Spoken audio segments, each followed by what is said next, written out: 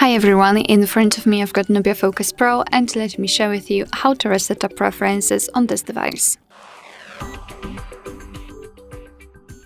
So let's start with opening the settings, and here we have to scroll and find the apps. Let's tap on it. Then let's tap on see all 52 apps, of course 52 in my case, you can have totally different amount of apps, and then tap on the three dots icon in the right upper corner. Let's tap on reset app preferences, and here your device will inform you what it will actually reset, so among others disabled app notifications and background data restrictions for apps. What's more, no worries, you won't lose any app data, so it is completely safe. Let's simply tap on reset apps, and basically this is it. Alright, so that will be all. Thank you so much for watching. I hope that this video was helpful, and if it was, please hit the subscribe button and leave the thumbs up.